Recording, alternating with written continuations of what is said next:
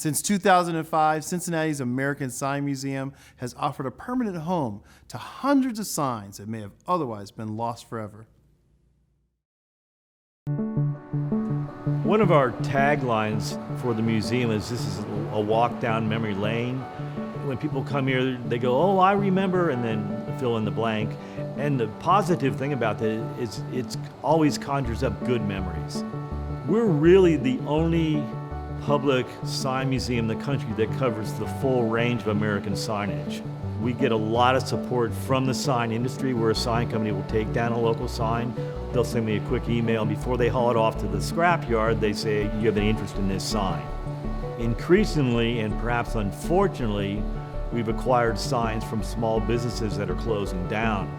One way to keep alive the memory of the family business is to have the sign come here. We actually have about 4,400 items in the collection, of which about 600 are signs. About half of those 600 signs are on display.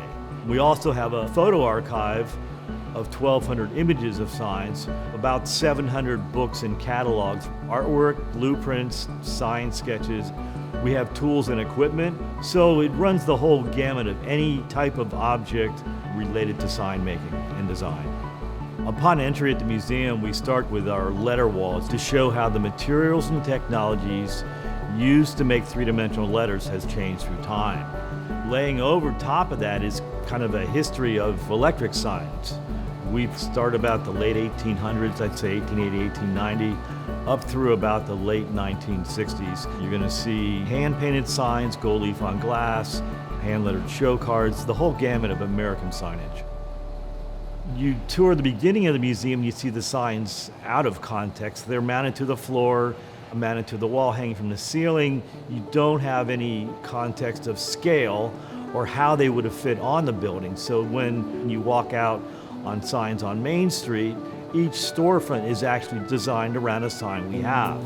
So it provides us the opportunity to put a 50s sign on a 50s building, a 1920s sign on a 1920s building, a turn of the century sign on a turn of the century building.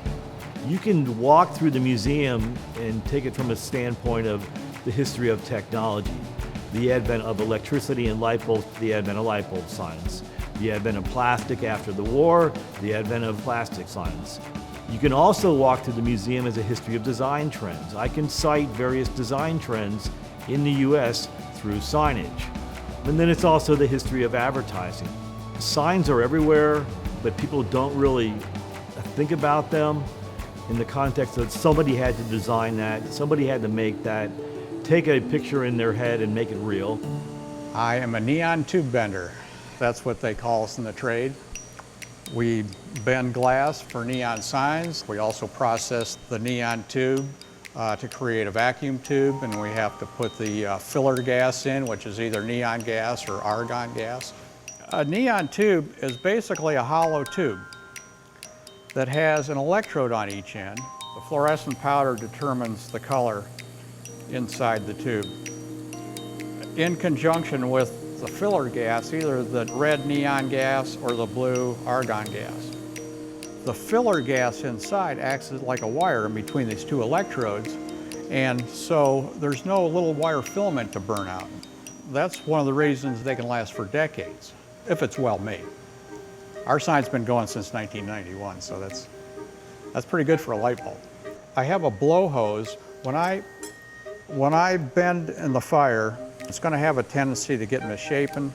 So what I want to do is I want to blow just a little puff of air in there just to keep it nice and round through the bend. We're adjacent to the American Sign Museum.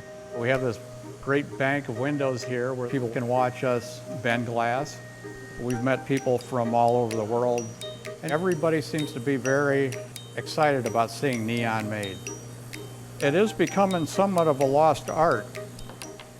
There used to be a lot of training programs around back in the 40s and 50s where they would train people for the sign business, and traditionally a lot of people have learned through a family business. So that's traditionally the way something like this would be handed down. We have people all the time asking about it. We're going to have to pass this on to somebody. I love what I do, and I really enjoy being part of the museum experience. To look out this window that we have right next to our shop, it is pretty inspirational because the engineering that goes into some of those signs is quite amazing. There's a lot of things that they've done through history with the neon that we don't do anymore, as far as the movement and the flashing. You get a lot of fun signs out there that you forget from the past, like the Howard Johnson with Simple Simon met a pieman on his way to the fair. That's all depicted on top of that sign. And that's something that I had forgotten about until they put that sign into the museum. The thing I like most about the Sign Museum is the way it connects so successfully to people. Anybody of any age that goes there has a hook. They see something that's part of their life, it resonates with them, and they love to tell you about it or experience it. Signs are the most transient part of our built environment.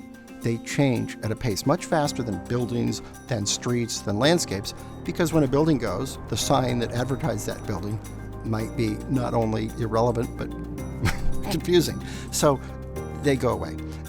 It's a very important part of our culture and our lives. And when people go into the Sign Museum, they have this almost reverberation with their own history, their own identity, because they're seeing so many parts of it in this condensed, hyper amped up environment. What's unique about the Sign Museum is they are a national institution which is collecting these really important artifacts from our built environment and interpreting them in a way that is really fun and educational. The first job of a sign designer or maker is to be visible, to stand out, to have a visual presence in the environment. And so they've always used the technology that's available to them to do that, from streamers with reflections to whirligigs, blowing in the wind and capturing reflected light. As soon as something's existed, they've incorporated it into signs. Gold leaf, gas-illuminated signs, punching holes in metal with light bulbs behind them. And then, of course, you get to the point where it's neon. And neon was extremely effective at standing out, particularly at night. Signs have evolved with us as a culture from being very simple things that would be hand-lettered on a building to stamped out, mass-produced items that can be shipped out by the thousands.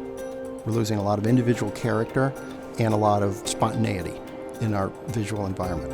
It's one of the reasons the Sign Museum is so important, because it captures that when it was a free-for-all and everyone was out there creating their own message. And having a record of that is an extremely important cultural archive that people can go to. Not to mention that it's a lot of fun.